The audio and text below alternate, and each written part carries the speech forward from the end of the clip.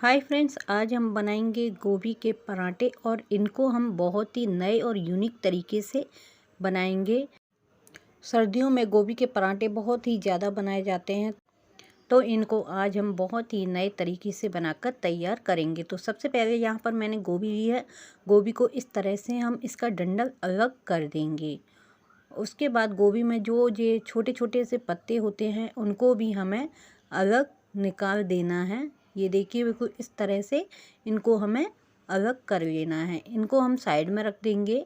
उसके बाद हमें इस गोभी के जो है ये काला काला ऊपर से हो जाता है। जब गोभी हम फ्रीज में 1-2 दिन के लिए रख देते हैं तो ऊपर से जो है इस तरह से काला हो जाते हैं, तो इसको हमें वेस्ट नहीं करना है। इस तरह से चाकू से ऊपर से इसको हटा देना है।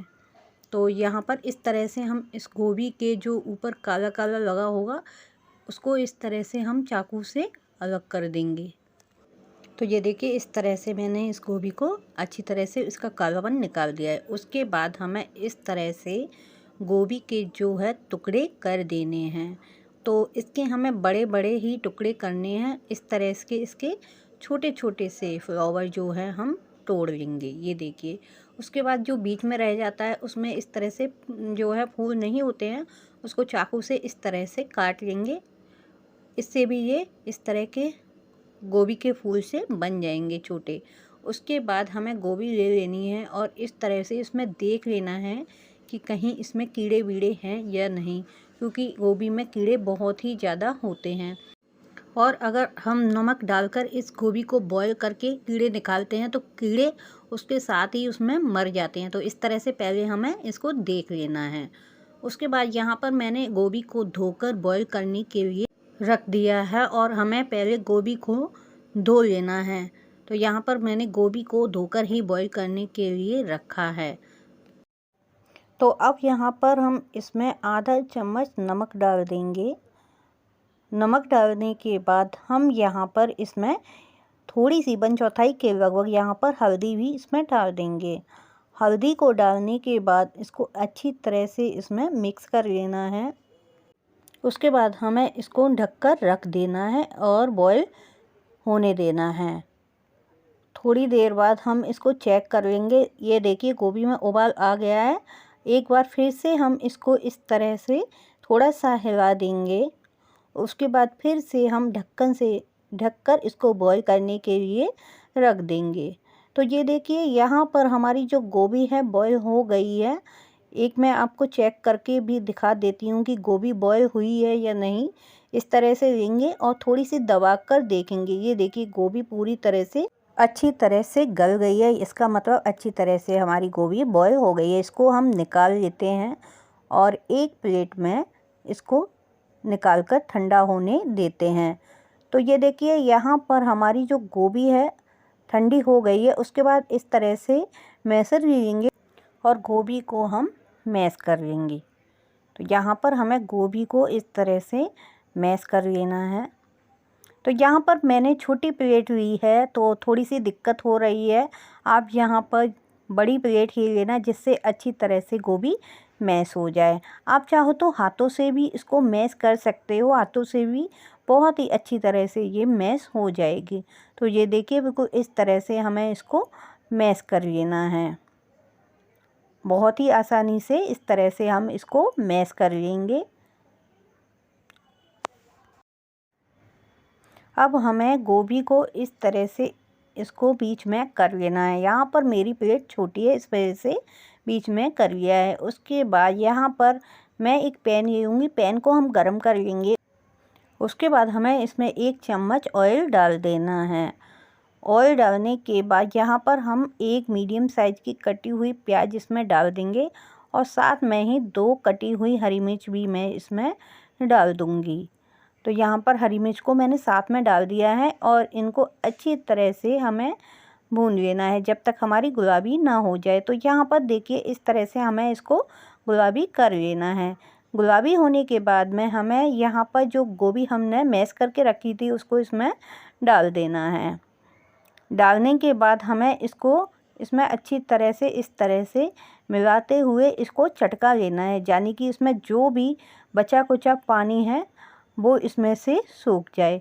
तो तो इसको इस तरह से उलटते पलटते हुए हम इसको इस तरह से थोड़ा सा इसको चटका लेंगे। उसके बाद यहाँ पर हम कुछ मसाले इसमें डालेंगे। तो थोड़ी सी लाल मिर्च मैंने डाली है। उसके बाद हम इसमें थोड़ा सा नमक डाल देंगे और थोड़ा सा ही मैं इसमें गरम मसाला डालूँगी। उसके बाद इन मसालों को हमें इसमें अच्छी तरह से मिला देना है। गैस को हमें स्लो कर देना है और गोभी को हमें चटकने देना है। उसके बाद जब तक हम आटा लगा लेते हैं, तो 2 कटोरी आटा लिया है। आधा चम्मच मैंने इसमें नमक डाला है और नमक डालने के बाद 1 चम्मच मैं इसमें ऑयल डालूँगी। ऑयल डालने के बाद इस तरह से हमें थोड़ा थोड़ा पानी लेकर इसका आटा लगा लेना है। तो यहाँ पर हमें आटा जो है ढीला लगाना है, सख्त आटा यहाँ पर नहीं लगाना है। यहाँ पर हमारा आटा लगकर तैयार है। उसके बाद ये देखिए हमारी जो गोभी है वो भी अच्छी तरह से चटक गई है और इसमें हमें हरा धनिया डाल देना है। तो यहाँ पर बारीक कटा हुआ मैंने हरा धनिया डाल दिया है और धनिया को भी हमें इसमें अच्छी तरह से मिक्स कर लेना है। और ये लीजिए हमारी यहाँ पर जो है फिलिंग बनकर रेडी है। इस तरह की फिलिंग हमें बना लेनी है। उसके बाद यहाँ पर एक लोई ले लेंगे, थोड़ा सा आटा लेकर हमें उसकी लोई बना लेनी है और उस पर हमें सूखा आटा लगाकर इसको बेल लेना है।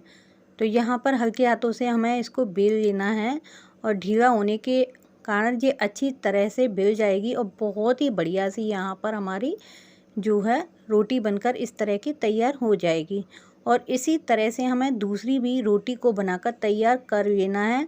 जितना बड़ा पराठा आप बनाना चाहो उतनी बड़ी लोई यहाँ पर ले सकते हो। सूखा आटा लगाएंगे और इस तरह से हमें इसको बेल लेना है। तो एक रोटी को मैंने बनाकर रख लिया है, दूसरी रोटी को हमें इस तरह से बेल कर तैयार कर लेना है। साइज अपने हिसाब से यहाँ पर रख सकते हो, छोटा या बड़ा जैसा भी चाहो।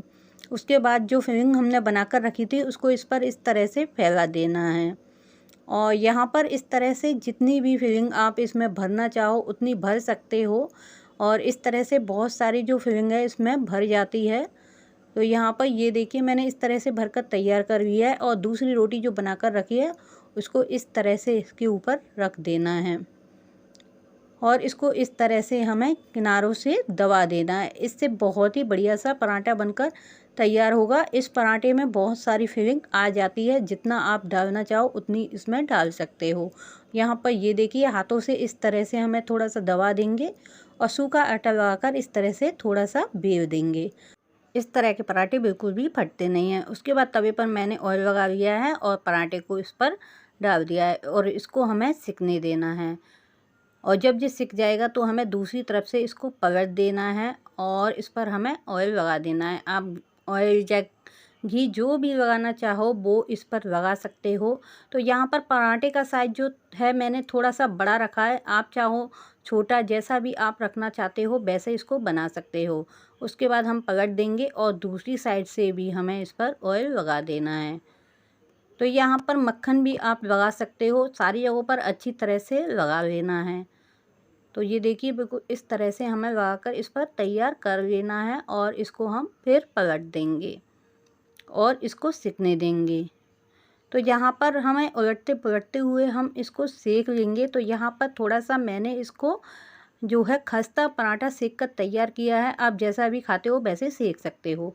तो यहाँ पर ये लीजिए, यहाँ पर मेरे पराठे बनकर तैयार हैं और इनको मैंने बहुत ही नए तरीके से बनाकर तैयार किया है और खाने में बहुत ही ज़्यादा टेस्टी लगते हैं और बहुत सारी फिलिंग आप इसमें भर सकते हो जितनी भरना चाहो। और इस तरह के बने हुए पराठे ज़रा भी फटते नहीं हैं, बेलने में बहुत ही आसानी से ये बन जाते हैं। तो फ्रेंड्स, यहाँ पर अगर आपको मेरे पराठा की रेसिपी ज़रा सी भी पसंद आई हो तो वीडियो को लाइक और चैनल को सब्सक्राइब ज़रूर कर लीजिएगा। तो मिलते हैं अच्छी सी नई रेसिपी के साथ, तब तक के लिए take care. Thanks for watching.